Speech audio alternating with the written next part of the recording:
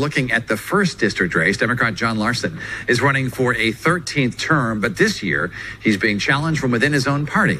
And joining us now is that candidate, Muad Hrezi. And Mr. Hrezi, thanks so much for being with us here today. It's my pleasure. Thank you for having me. So, Congressman Larson's been in for a while. What made you decide to challenge him? Yeah, so this is bigger than myself, Representative Larson. I think that there are so many crises facing our country, our district, and our state that it's time to have a renewed sense of urgency and a dialogue within the Democratic Party about what are we trying to do to address the structural challenges of our era and of our day. And as Einstein told us, insanity is doing the same thing over and over again and expecting a different result. So I think it's time to try something new. Do you believe he's part of the problem? I believe that the system isn't responding as a whole to the structural challenges of our day. We have $1.7 trillion of student debt crushing my generation. We continue to see gun violence killing and slaughtering so many of our children and families. So there are challenges, I think, that are bigger than any one person. And unfortunately, the corporate money is the biggest issue to me. And Representative Larson is the 5th highest recipient of corporate PAC money out of all the House Democrats. You worked for Senator Murphy. When you told him you were going to challenge Congressman Larson, what did he say? I think he was a little surprised.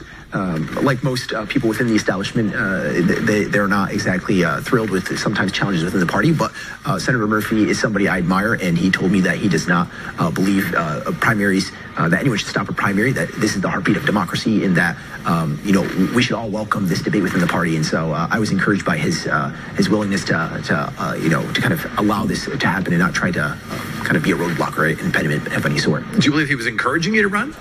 I don't know if I would go as far as encouraging me specifically to challenge Representative Larson, but I think he was absolutely somebody who believes in primaries being a way to strengthen our party and strengthen this country. There are some who have called you the AOC of Connecticut. Alexandria Ocasio-Cortez, of course, challenged a longtime congressman and won. Do you see yourself as that kind of person? So I see that there's a wave of people running for Congress who typically haven't, I guess, fit the conventional mold. Some are younger, some are older. We see Representative Bowman, Cori Bush, the Justice Democrats.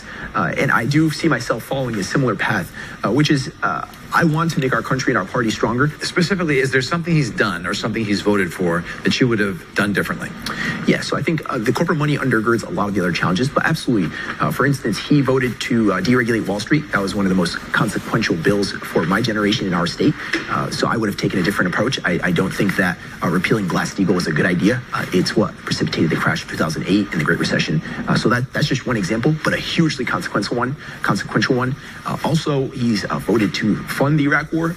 Muad Hrezi, he is a candidate for the 1st District in Congress. All right. Thanks, Dennis. We thank you for being with us here today. My pleasure.